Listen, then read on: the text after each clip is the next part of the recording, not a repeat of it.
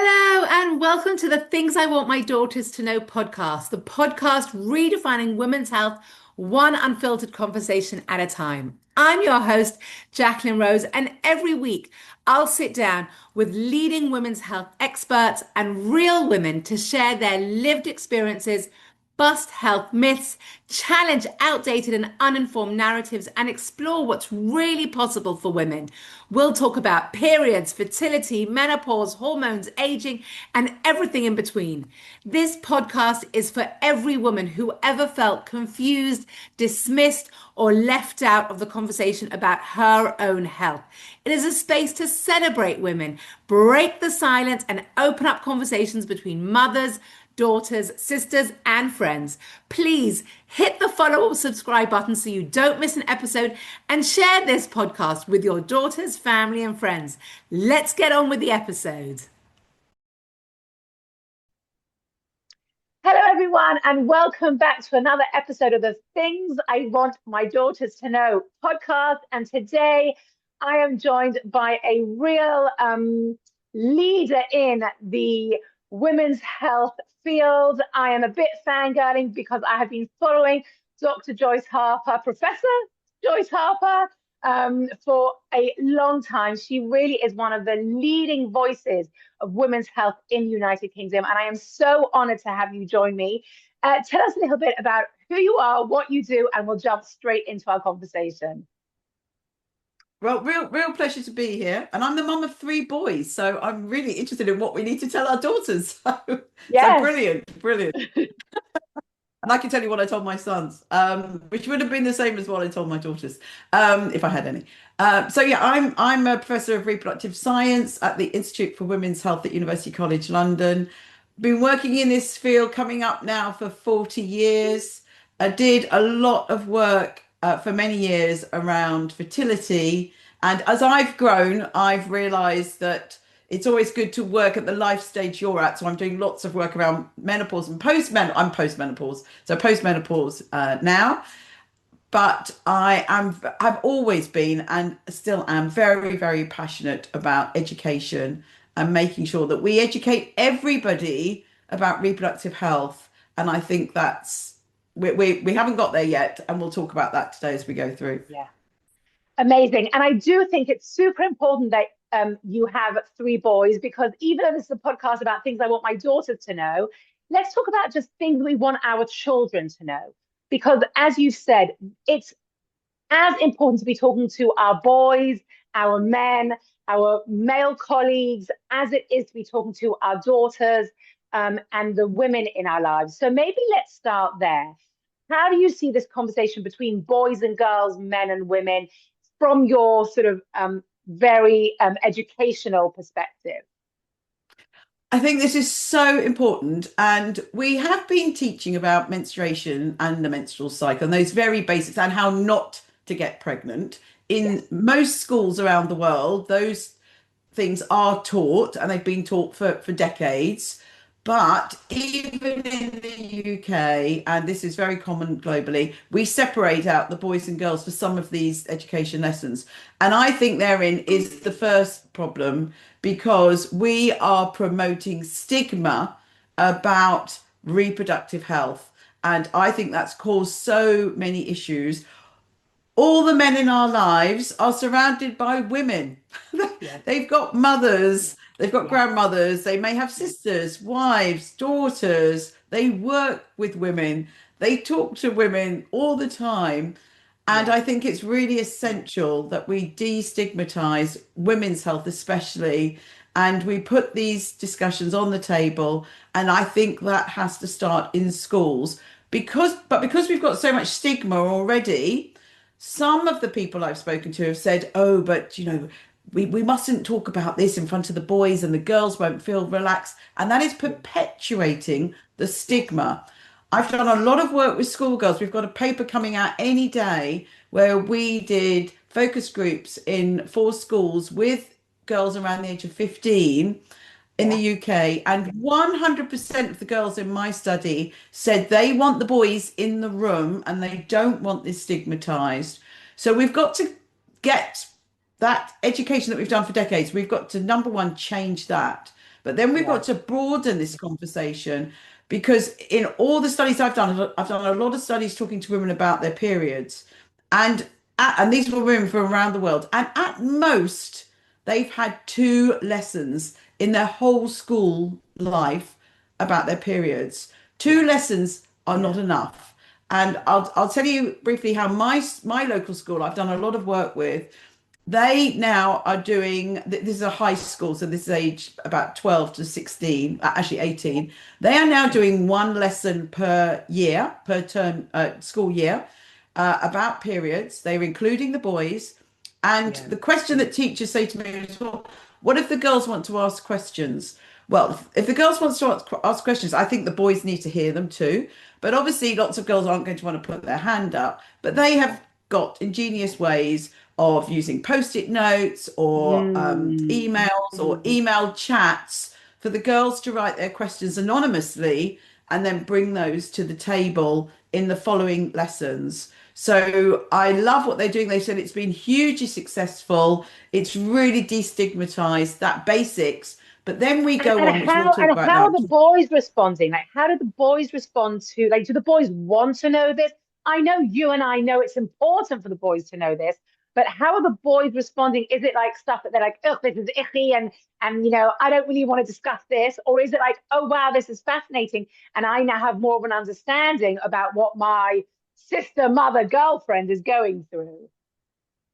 Absolutely the latter. The boys that understand this feel empowered and they feel Yeah, understanding. And in the study did with the girls last few years ago, they said that if they had educated the girls themselves had educated their brothers or their male friends, those yeah, boys really felt important to be able to support the teenage, their friends in their lives, their girlfriends of that age. yeah, So, but if you ask some boys now without giving them the education, they will be icky about it because yes, of the stigma that we've created in our society. So it's not going to happen overnight. We've got to overturn the stigma in our society yeah, before we get boys to say, "Oh yeah, I want to learn that." Because if you just ask them, I think most boys will say, "Oh no, no, no, I don't want to know about that," because it's society's views of what their perception is about a yeah, period. And if we start with a period, then we can go on to difficult periods and heavy periods,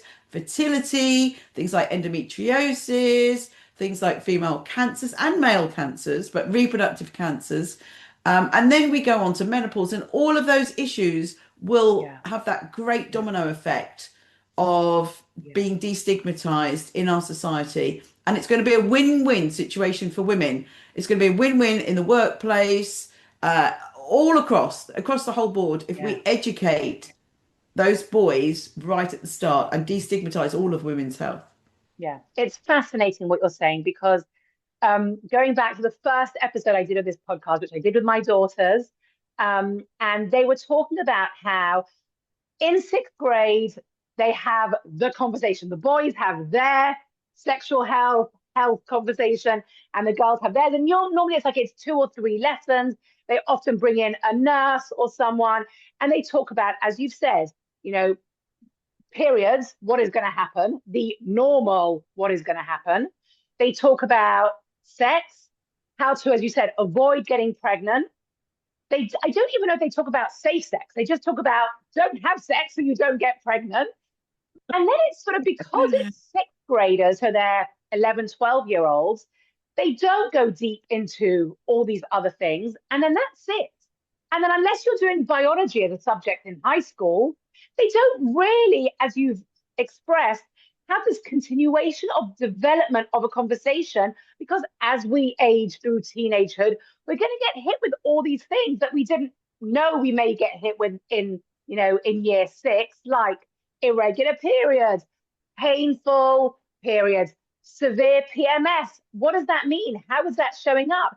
And because it's not discussed, as you've said, the girls, may or may not talk about it amongst themselves, but really it is a private matter.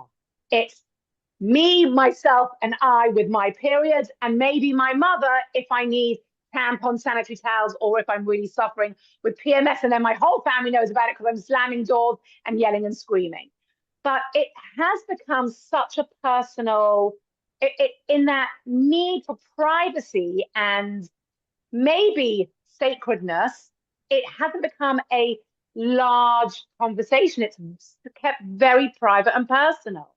And what is interesting in what you're saying about the difference between boys and girls, I was just listening to a podcast about our older young generation of sort of 20 and 30-year-olds who are having less sex. They're calling it, the sex recession, where these young adults are having less sex, and the impressions that men have around sex and women have around sex. And for men, often it's perceived as very macho and very, it's, men can have sex with whoever, whenever, however. And for women, it's always portrayed as a very emotional, connected experience. And when you've got two totally different narratives of a male sexual experience and a female sexual experience, you're going to, no wonder we have so many problems.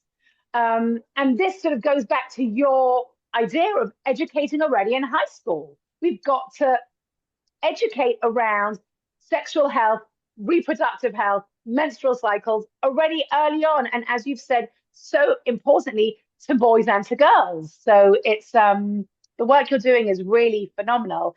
Tell me what you're seeing in other parts around the world around this conversation.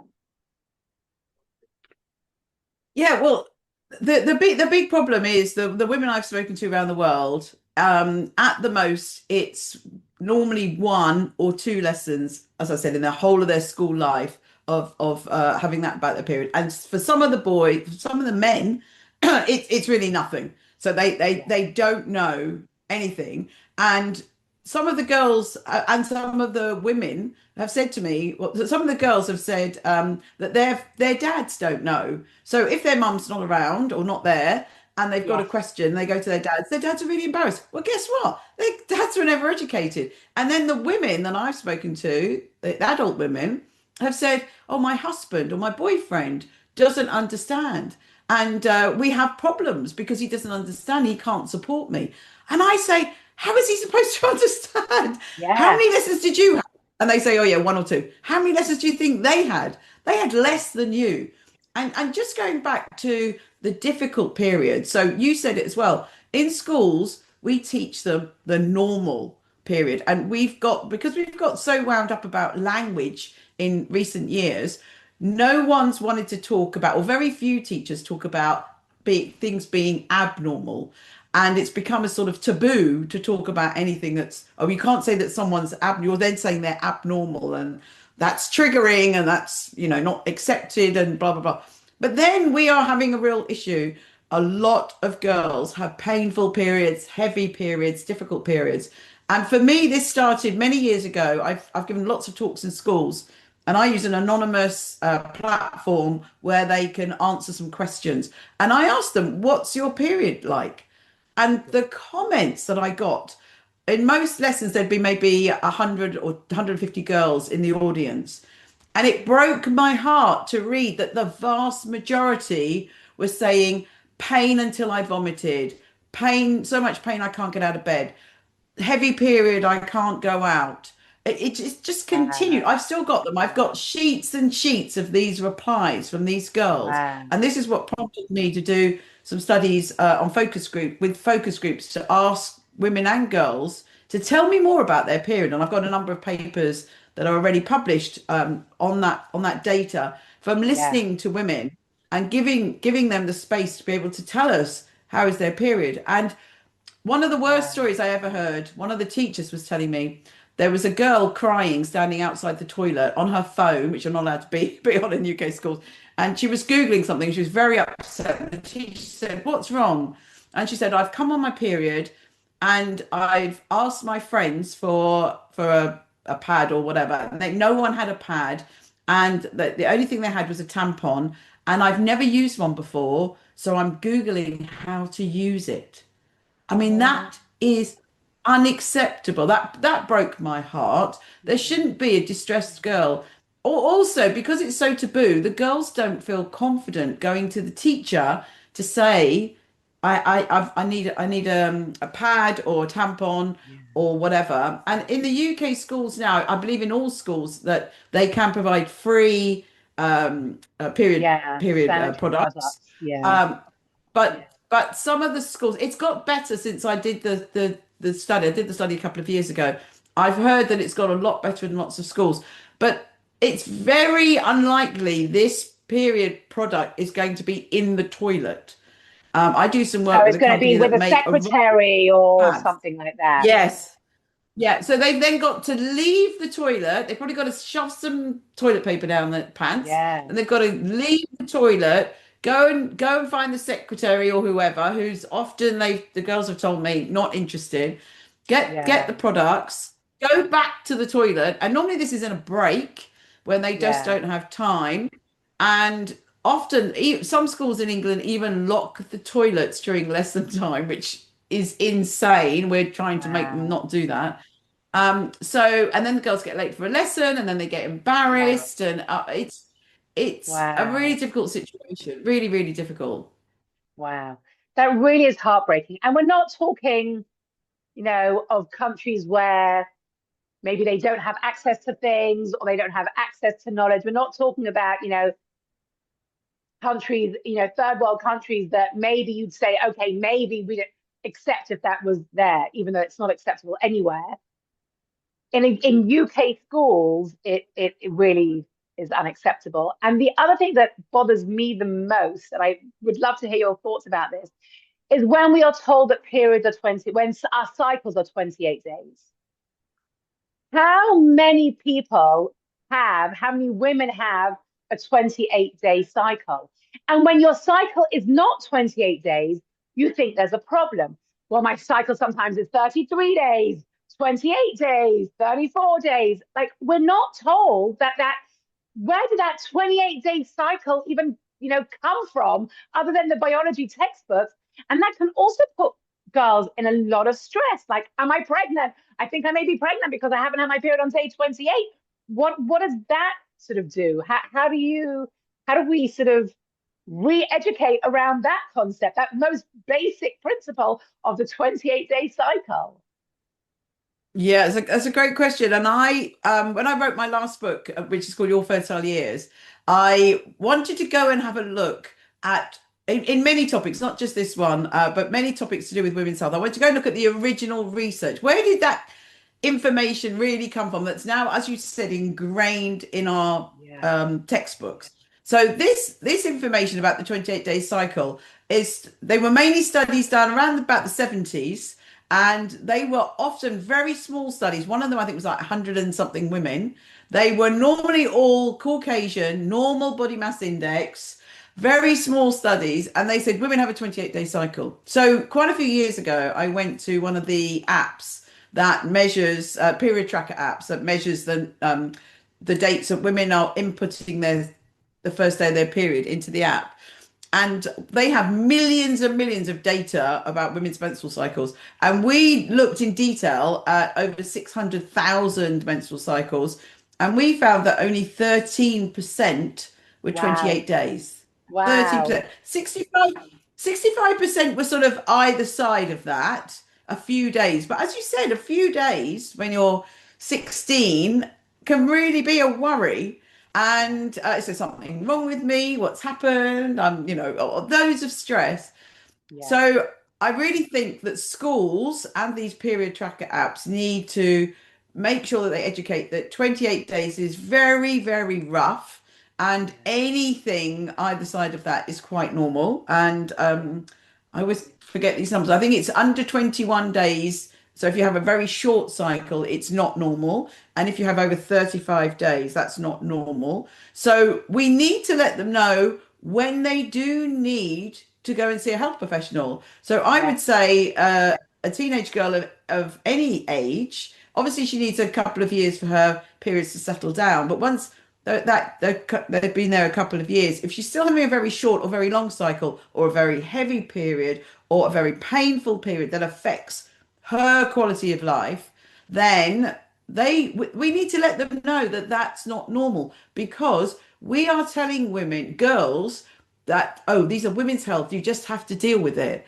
So women historically have thought, oh, this heavy or painful period, it's just a women's health issue and everyone else is okay. So I just need to Yeah. grin and bear it. And I just need Yeah. to live my life like this.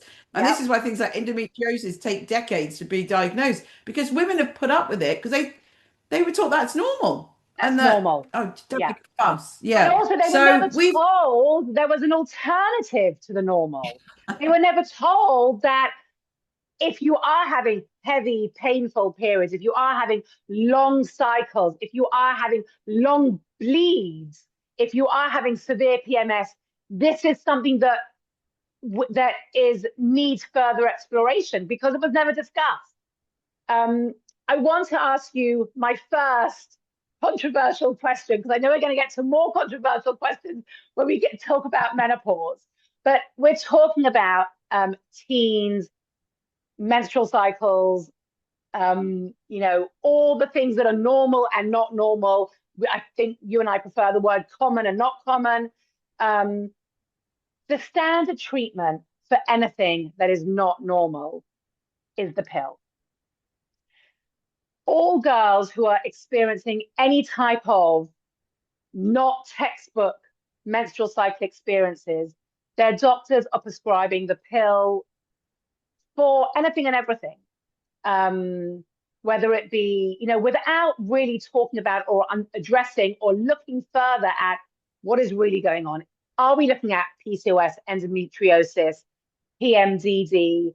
Are we looking at fertility issues? What are we looking at? Hormonal irregularity, hormonal imbalance. The pill is just given out as this, it will regulate your periods and you don't need to worry about it. Can I ask your opinion about yeah, this? I think with women's health, that these are key stages where I think we've done a real injustice. So here and also in menopause, everything wrong with a woman over 45 is menopause. Everything wrong with a girl's menstrual cycle is just due to her hormones. And I don't think we investigate enough. I don't think we dig deep enough to see if there's other reasons. And part of the reason is that we haven't done much research on what other reasons could be. As I'm sure everyone knows, we're way, way behind on our women's health research for various reasons why that's happened historically. But it is on the table now, so things are happening. So I think we need to try to find, if we can, the root cause of it. We need to see, is it hormonal? The one trouble with, I think that for some of these, having hormone treatment is the right option. Not for everybody, but for some. And if that hormone treatment doesn't improve things, then that needs to be investigated further for sure. And that's the same for menopause. But I think what we've talked about this a lot. One issue is that we call hormone treatment for young women going on the pill. And we have talked about whether we need to rebrand hormonal treatment for menstruation issues, not as the pill, not call it the pill. And it is playing on words, but having that issue that you're putting your daughter on the pill has very many connotations that really shouldn't be there. So, so number one, I think we need to really investigate as deeply as we can. Number two, we do need to rebrand hormonal treatment as maybe just estrogen treatment or estrogen progesterone treatment, depending what's wrong. But one example I had, one of the girls in one of the schools, she'd had a continuous period for 7 months. One period for 7 months. Wow. Now, what they just did was when they wanted to put her on the pill. Yes. But that needed to be investigated. I mean, besides the fact she must have been anemic. You can't bleed that much. But I cannot imagine having a 7-month period. And that broke my heart. She was about 16. So that needed to have been investigated. And when I asked my gynecologist friends what they would do, they gave me X, Y, Z that they would do. So we have to remember that our general doctor is a general doctor. They are exactly that. And if we have a complex gynecological issue, like very painful periods, very heavy periods, very prolonged periods, they really need to see a gynecologist. Yeah. And the gynecologist will do the investigations and try and figure out deeply what's wrong. So I think for many women, they stop at their general doctor and they said, "Oh, my doctor's prescribed this." And I've said, wow, wow, wow, hold on, hold on, hold on. You need to see the expert. You need to see the gynecologist here.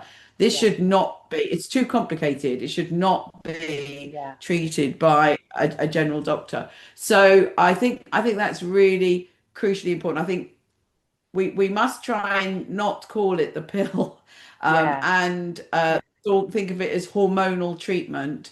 But we must also investigate what's really the root cause. And something else I think is really important that we don't emphasize enough with young people, and something that I'm really becoming more and more trying to advocate, and that is lifestyle.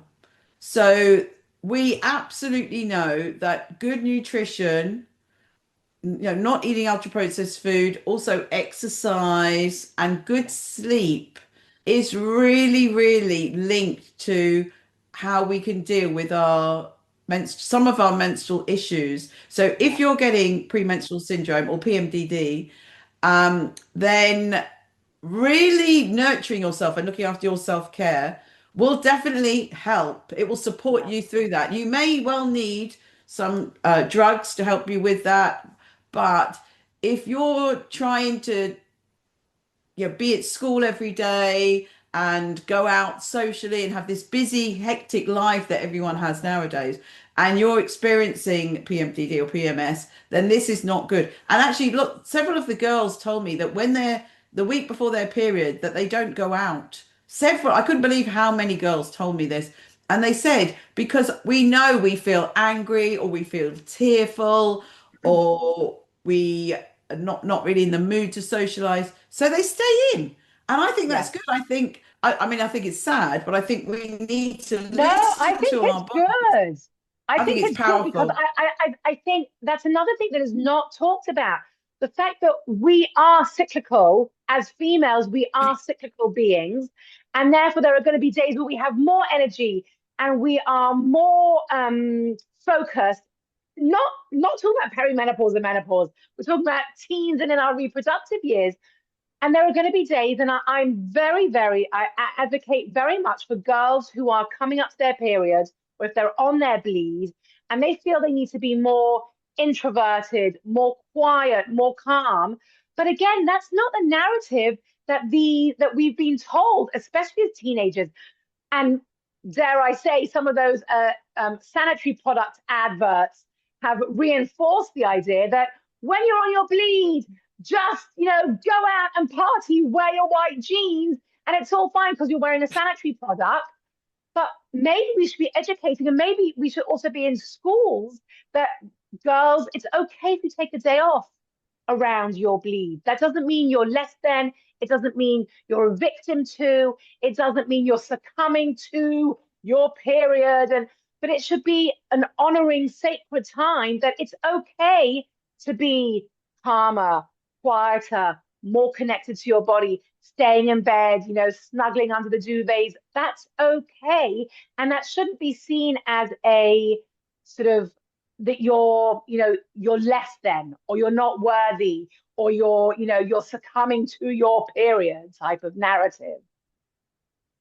No, I totally agree. And I used to collect old medical books, and I had one from a few hundred years ago. And on the chapter on menstruation, it said, if a woman's menstruating, she might not want to go to a ball. And it always stuck in my head.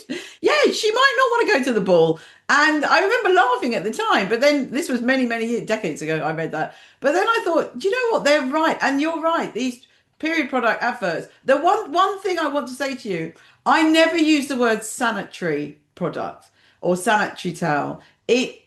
That's one of my bugbears actually, because it Tell makes me. us think that our period is unsanitary. Oh, So yeah. I always talk about period products. And yeah, I think I don't like the word sanitary at all, because I will take that on board. yeah, it makes us Thank feel. you. But Thank you. I've seen many very new websites and things about periods and menstruation and global menstruation, and they have used that word. And I have said to them, I don't think we should use that word. So it's just because I know because I've spent so much time in this area. But yeah, and I know it's an unpopular narrative that women are going to feel different on different days of their menstrual cycle, but it's true. It's true. And I was in the press many years ago saying that if you're an adult woman, you've got a difficult meeting with your boss, and you're 5 days before your period, you might want to reschedule.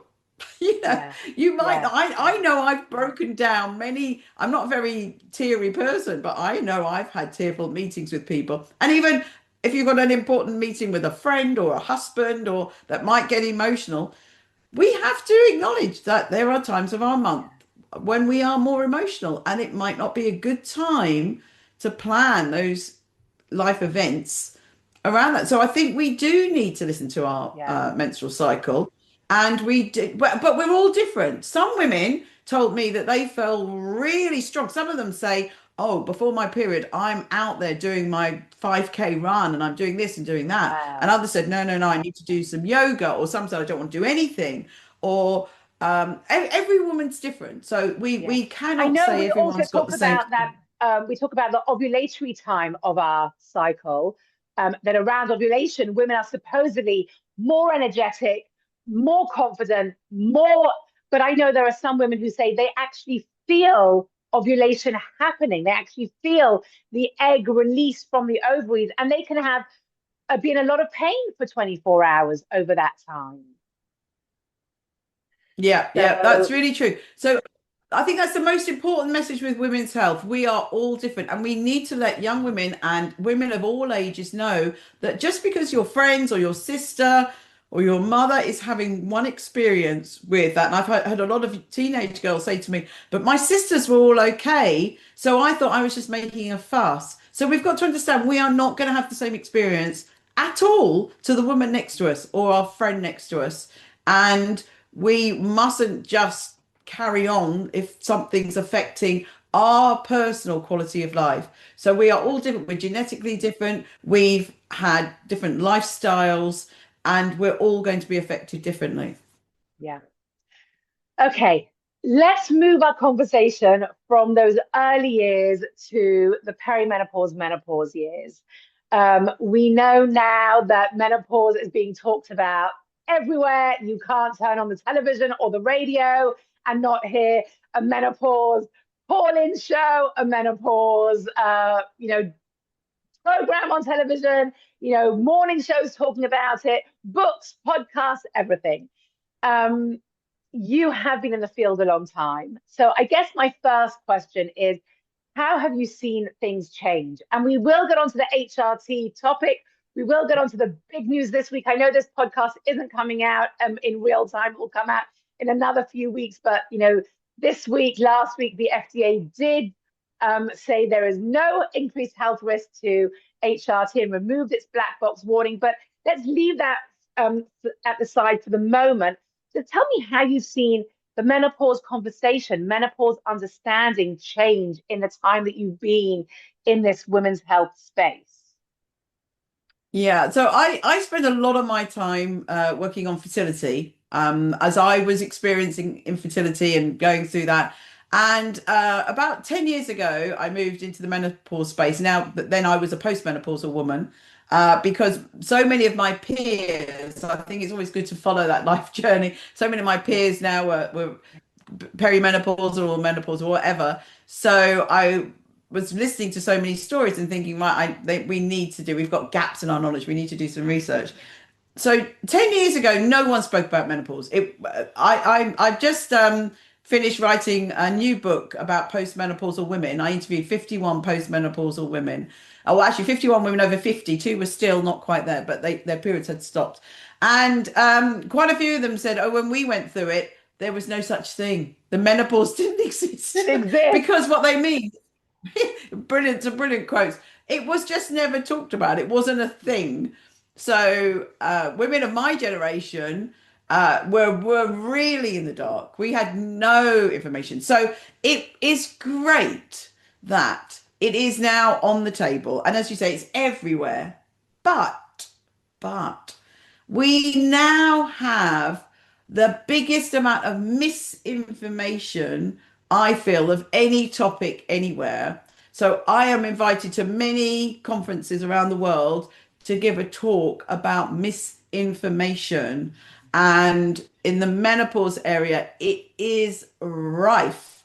And it's not just influencers or people on social media, it's health professionals giving the wrong information.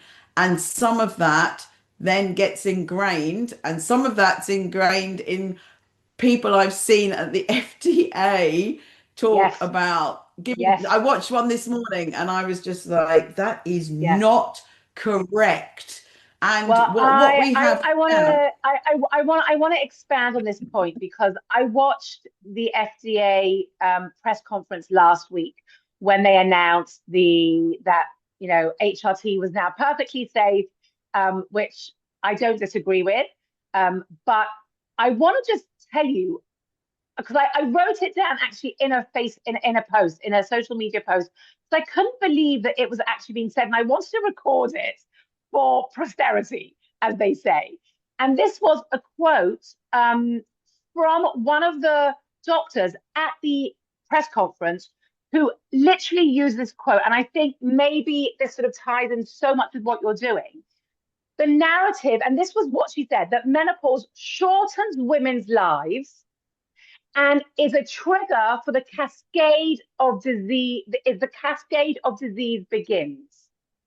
But menopause in this narrative is being really pitted as the trigger, the time of life when women's health begins to deteriorate, leaving aside the HRT component of it, because they're obviously pitching HRT as the way to avoid all of this.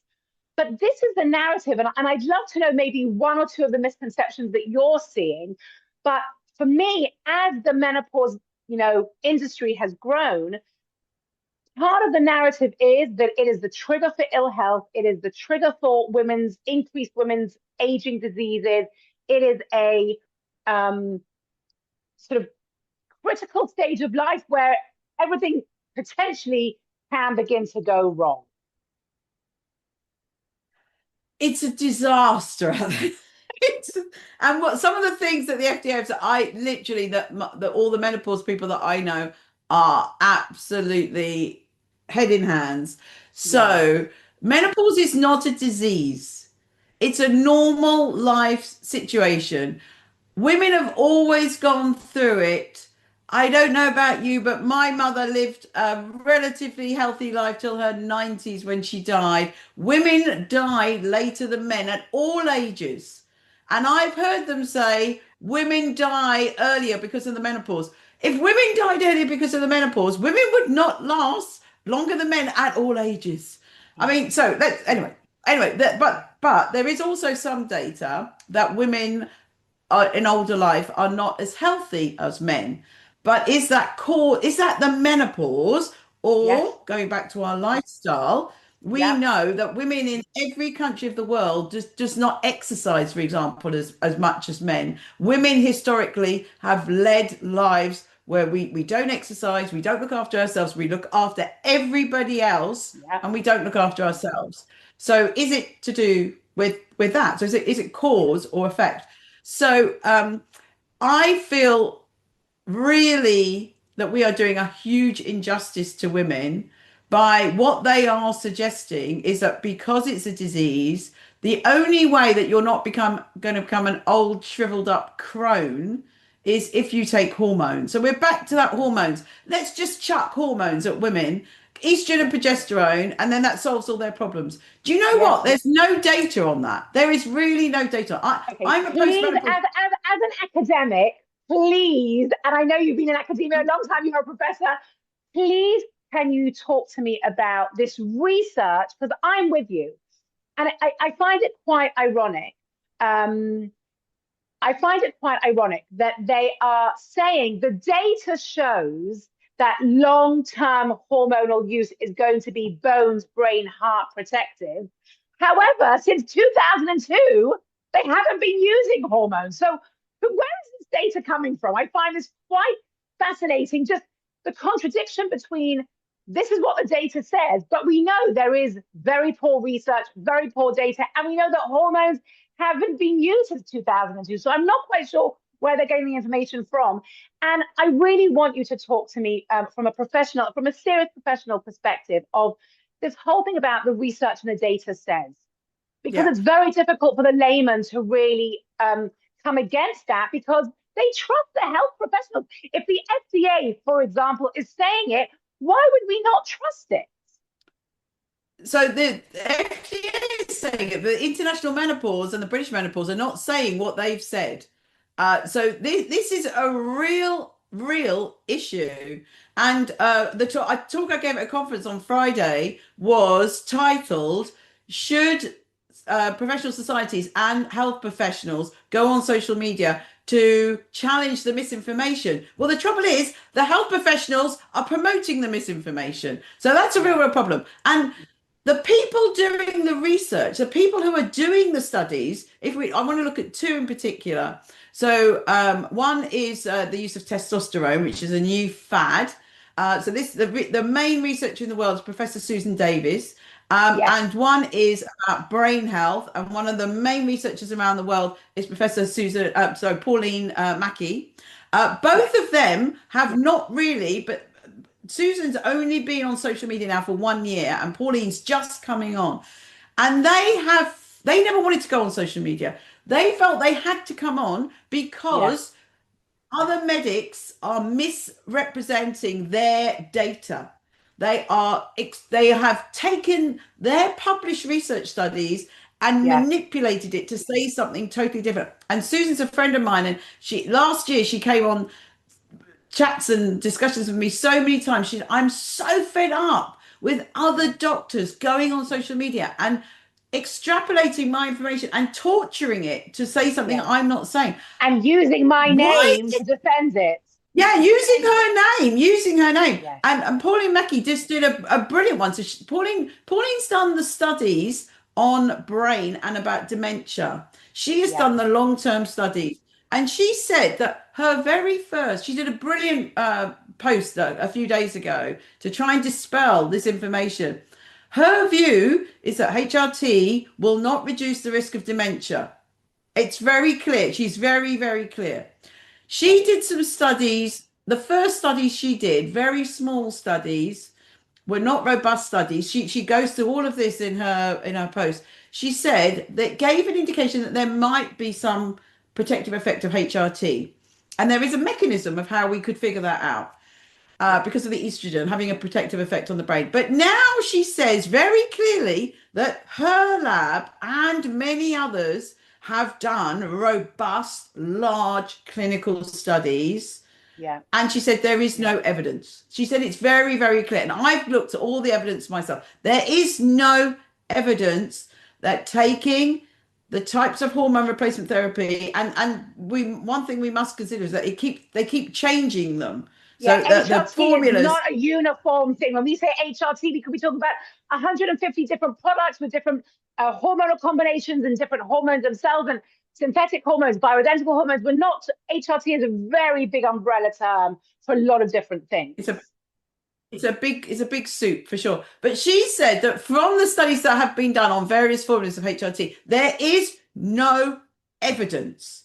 And she is absolutely horrified that that people are saying that it is. And the International Menopause doesn't say, they say it's not going to reduce the risk of dementia. And I don't know why the FDA have said that. Now, if we look at the testosterone, this is a new fad. Every woman should be having testosterone. As I said, Susan Davis is the one doing these experiments. She's in Monash. She's done huge clinical trials. She says the only evidence she has at the moment is for low libido. 60% of women, 60%, not 100%, may benefit. Not for energy and youth and longevity and all this stuff that it's being marketed. I really am. I'm not the only one. There's so many of us that are so angry. If I really believed that HRT was going to do all these things that the FDA said, I would be on it. I have never taken HRT. The women I've interviewed for my book, I did ask them about HRT. I only found out that when I spoke to them. So I knew, and I only decoded it after they all finished. I've interviewed 51 women who are all thriving. That had to be the criteria for the book. They had to be thriving. I think I'll have to double check, but I think it's 17 of the women were currently on HRT. 17 of 51 who are thriving, and they are, they weren't menopause experts or anything. They were just women. They were just normal women. Some were mothers, some were teachers, sort of physiotherapists, scientists, all sorts of things. Yoga teachers, there's a whole mishmash of women there. But some of them had tried it and come off it. But I'm pretty sure it's 17 are still on it. Some of them said they love it. It cured their symptoms. They're going to stay on it forever. Some of them said, I'm on it, but I don't really feel that comfortable being on it. I want to come off it at some point. So that's mine's not a clinical study. Mine's a qualitative study. But I'm just saying that as an example.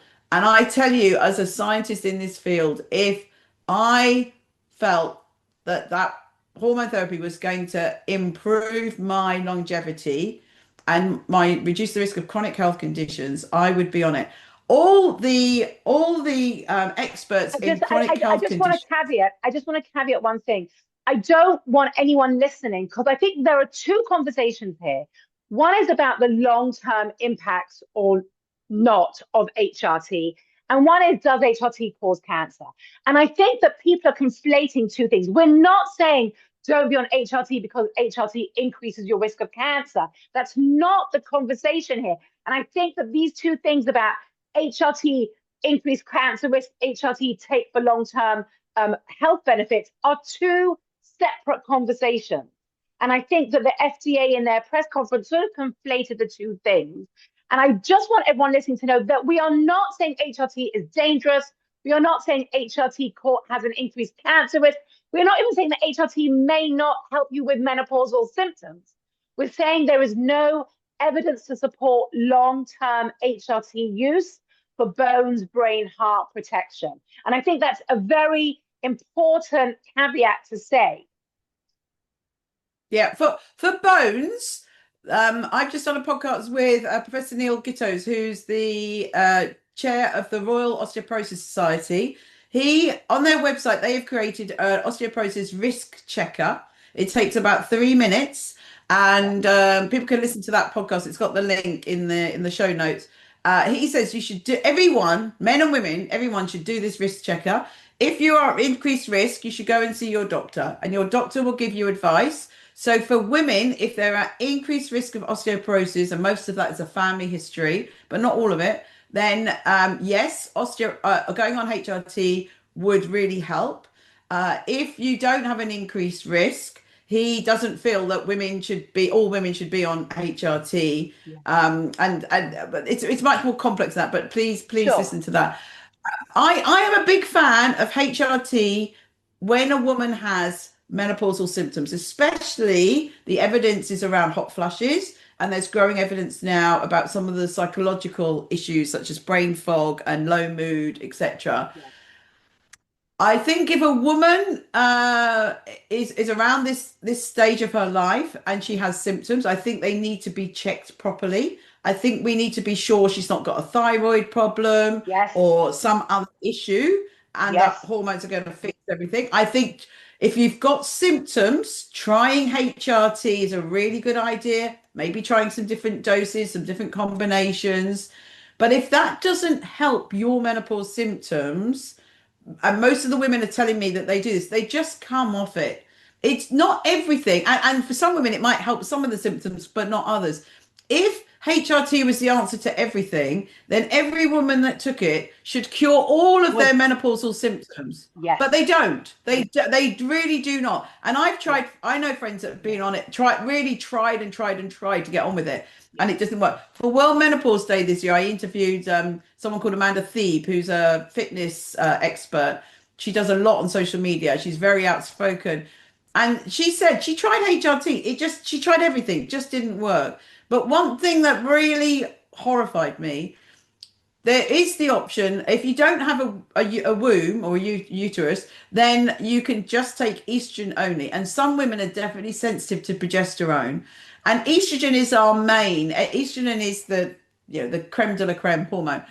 So her doctor, her menopause specialist doctor, told her have a hysterectomy so you can just take estrogen only. And Amanda was Horrifying. horrified Horrifying. at this thought. And her other doctor, her local doctor, said, just try for a while. Just try the estrogen only. If you've got a womb, you can't take estrogen only because it increases your risk of Yes, womb yes, problems. So she yes. took estrogen only for a few months. And you know what? It didn't help. It didn't Didn't help help. her at all. And she was like, oh my goodness, if I'd have listened to that menopause specialist and had a hysterectomy and gone on estrogen only, and then it still didn't help. It still didn't Yes, help. So you yes, know what? As we said about teenage girls, not everything's about hormones. Not everything in yes, a yes, woman is about her yes, hormones. Some of us really thrive without having additional hormones. I did take the pill for many years, and I yes. realized when I stopped it, that was my alarm bell about me and hormones. I thought, oh, I do not think they were doing my body any good. I felt Any good. so much healthier without the Yes, pill. And I know the pill's a much higher dose, but it really put me off hormones. And that's why I didn't want to go through, I didn't want to take hormone therapy. That's what I did. For me, I am absolutely supportive. One of my friends recently, she said, every year the doctor's asking for another appointment to check my HRT. And I just want to stay on it. What can I do? And I gave her some advice. Yeah, she should yes, stay on it. She wants to stay on it. Stay on it. If you don't yes, want to take it, oh my God. And listen, even if women are on it, what's really important is our lifestyle because yes, those chronic health conditions, HRT is not the elixir of youth. It's not going to yes, cure you of getting anything. Okay. The biggest effect on your chronic health conditions that you can lower your risk is your lifestyle. yes, 100%. You've got yes, to exercise, you've got to eat well, you've got to yes, sleep well, you've got to have good mental health. And mental health, the whole anxiety, low mood, stress, the crazy worlds we live in, you've got to practice self-care. We've got to yes, shut down every now and then. We've got to relax. I did a reel yesterday about, I was really tired. I'd had a couple of trips and I had a very busy Saturday. And I did a post and said, I'm tired. I'm just telling you, I'm tired.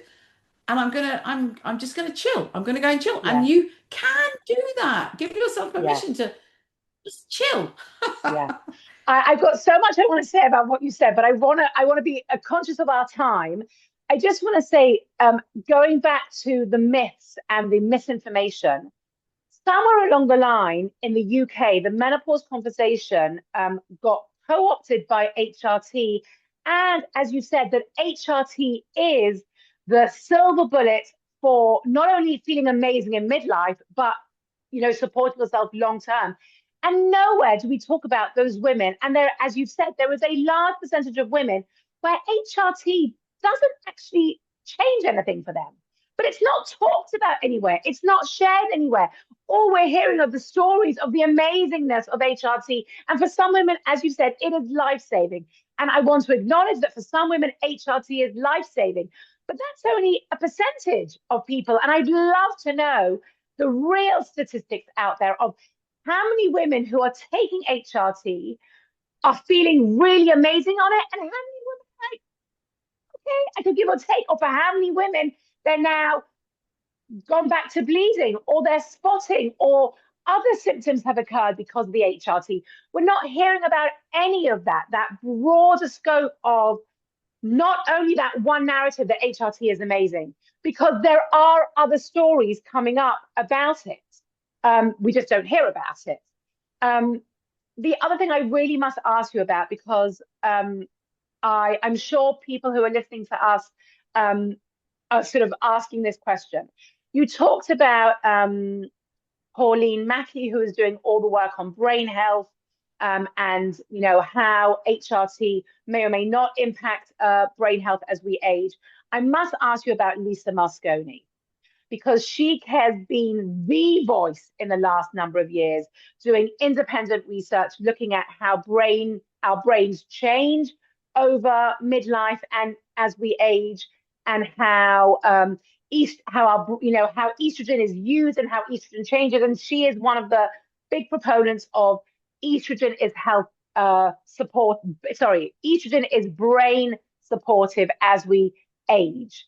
I don't want to be here to diss or to dismiss or to shame anyone's name at all. I just want to know what you think of the narrative that she is proposing based on her research, that compared to other things that you've heard, because she is such a big voice in this space at the moment. Yeah, so I think her research is brilliant. I think the research that she showed that the brain perimenopause and postmenopause is different and it's changing. Guess what? We knew that about puberty, and Right. puberty is like the perimenopause. So in puberty and the perimenopause, our hormones go a bit nuts. Okay, they're on a roller coaster. They're doing something different every day, and that has may have profound physical and psychological effects, just as they did at puberty, and they Yeah. can have that perimenopause. But it's not everyone. Like every kid goes through puberty different, every woman goes through perimenopause different. So yes, our brain changes. Now, when some of her data first came out, and I don't know how much, social media distorts things. I don't know how much was Yes. really what she was saying, what other people extrapolated, but there's all these changes in a woman's brain and that they were bad. I got this view that what was coming out was her research was saying that these are bad changes. I don't No. think they're bad changes. I think many women who are postmenopausal love our new brain. I love my new brain. And I always say if I was an employer, I'd employ postmenopausal women because they're challenging, and they don't care anymore about Yes. what people think about them. They're very outspoken and they're very Yeah. honest. And Yeah. I think these probably are changes in the brain. So her narrative around estrogen, I've heard her say different things. I've heard her suggest that hormone therapy would protect the brain. But I've also heard her imply that it wasn't necessary. So I'm not really sure how much has been taken out of context, Okay. and where she stands at the moment. I haven't heard her anything that she said recently. Recently, yeah, she Um, sort of disappeared a little bit, probably into her she research has this, land. yeah. Yeah, yeah, and you know what? Hats off to her because it is the wild west out there, and Yeah. it's toxic. One thing I said about health professionals being on social media yesterday. Over the weekend, I heard a myth that it's to do with IVF. But when you're going through IVF, if you eat a certain type of French fry from a big brand, it will improve your chances of getting pregnant, which is total rubbish. Oh my goodness. So I did this reel, and then I've got loads of women saying, oh, but surely we can treat ourselves. So you get trolled, but I've got people trolling me, telling me that eating fast food is a treat for them and that they want to. And I woke up this morning and I was reading something. I was like, do I respond? So I can see why people like Lisa just think, you know what? I haven't got the energy. I haven't got the Yeah. energy to Yeah. deal with all these people from the public and one of the common phrases I write on when I'm answering some posts is, what do I know? I'm only a professor with almost 40 years experience. What do I know? Because you're going to argue with me and tell me that you know more than me. I Yeah. mean, no disrespect, but that's my job. And Yeah. would you argue with a plumber about how he's going to do something? Yeah. Because you Yeah. read on Yeah. social media that you need to do this good thing. Yeah, no, you wouldn't. So it's really quite amazing that the public. So I can't. I can totally understand why she's sort of gone in a bit. As I said, I heard two different statements from her about the use of HRT.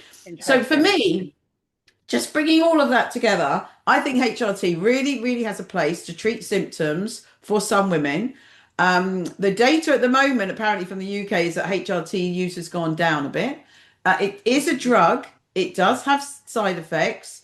I don't think I agree with the menopause societies. It is not a preventative medicine. there is no information from what I've read that as I said, some statistics about osteoporosis, obviously, but if you're at risk, I don't, as I said, I don't take it. The heart information is very complex. There is some data, but it's a subgroup of people, and it's very complex data. Yeah. Brain, certainly nothing. I think what's really important is to make sure that not everything wrong with a woman is due to her hormones, and that lifestyle is the top way for us to have healthy longevity. And we've got to instill this in the schools. We've got to instill this when women are trying to get pregnant. Everyone wants a fast fix. Everyone's taking some supplement. I'm doing lots of work about supplements. Why are you taking a supplement? If there's something wrong with you, go to see your doctor. Do not spend hundreds of pounds or dollars or whatever every month on a supplement that has zero evidence that but makes amazing claims that it's going to improve your health. Okay, eat healthily, exercise, sleep well, look after your mental health, and look after your friendships and your community. Those 5 pillars of lifestyle have all got decades of research to show that they improve your health and your healthy aging. That's what we need to do first. We need to look after that. I agree with you 1,000,000%. I couldn't say it better myself. No, that's exactly the approach that I follow when I work with my clients. I think there may be room for HRT, but if you're not doing all the lifestyle stuff, all the stuff you've mentioned, I want to just add in there stress and stress reduction and understanding the role that stress plays in our bodies. When we've talked about, the differences between men and women as we age, stress is a really foundational piece of the puzzle. That's the only thing I would add there, but I agree with everything. This has been a very broad, overarching conversation. I could definitely talk to you for so much longer, but I really want to be respectful of your time. I end our conversations always on this podcast saying this is a podcast about things I want my daughters to know. And I always ask the guests what you want your daughters to know, your goddaughters, your nieces, the next generation of women. I mean, you've said so much already. I think I want my daughters to know everything that you've said. They'll definitely be listening to this episode. But if there's sort of one thing, that you could distill it down, maybe, if there's one message, one takeaway message for that next generation of women, is there something that you could sort of, stand on your soapbox, stand on that hilltop? What would you be shouting out? Well, obviously, there's all the lifestyle stuff, but I've said that. So, what I would say, well, obviously, lifestyle for sure, but there's one thing I would say: listen to your body. Your body is intelligent. It's going to do some amazing things in your life. So, embrace that, but listen to it. So, if you're stressed, if you're anxious, if you're not sleeping, if you're feeling ill, listen to it. It's telling you something. These are warning signals about you and what you've got to do, and we need to so don't ignore your body. Listen to it. And our menopause education program is called In Tune, and because we want women to be in tune with their body, and it's a menopause project. But once we've set it up for menopause, I want to roll that out for all women. Be in tune with your body your whole life and listen to it. Yeah, 1,000%. Wow, it's been such an honor. I couldn't have hoped for better. Really, we've touched on so much, and you shared so much of your knowledge and information. Tell us, where can people find you? Where are you hanging out? Where can people learn more about you? Brilliant, thank you. And I've loved our conversation. We got quite irate. We're very passionate. We did. And we're recording this on a Monday morning. It's like, whoa. Yes. I have a website called, it's just joyceharper.com. And there's lots of things. I write blogs every now and then, and they're on my website under a link called, well, the recent ones are on the homepage, but they're under a link called Global Women Connected on my website. I do a lot, mainly on Instagram now or LinkedIn, and I'm at Prof Joyce Harper. And I do a podcast, and the podcast is all about health. It's quite broad, but it's all things that affect our health. So it's called Why Didn't Anyone Tell Me This? Because I want everyone to know about their health. So I've Yeah, just done a series on chronic health conditions, and I'm starting in January about female cancers. So I'm going to amazing. do various podcasts on all different types of female cancers. I'm going to go back to chronic health conditions again next year and do more. And I'm doing lots about ways that we can be happy and that ways that we can Mm, improve our well-being. And I'll be doing another series on that again amazing, next year as well. amazing. I think self-care, again, listening to our bodies are really, really important. Yeah, amazing. Yeah, I've listened to a couple of episodes. They're great. Please go check out Professor Harper. As you can hear, she is a wealth of information. I've loved every minute of this. I really hope that people follow you and find you because you have such an amazing approach. One of the things that I love about you is that you have been in the field for so long, and you very easily could be going down that, pharmaceutical route and the very traditional narrative. The fact that you are standing up and saying, there is a different way to understand this, that the stuff that is being shared so prominently may not be so accurate. I really value hearing it from someone like you who is so entrenched in the field and has really, spent the time to do the research, to be in the women's health space. You have a lot of trust in what you're saying because you've been in the space for so long. So I'm so happy that we were able to connect today. So thank you for joining me. Really, it's been an absolute joy. Everyone, check out Professor Harper's podcast, follow her on social media. And thank you for being with me at this episode of the Things I Want My Daughters to Know podcast. And join me for the next episode. And let me know your thoughts. Let me know if you agree with what we've been saying here or not. I always love to hear from you. Have a great day. See you on the next episode.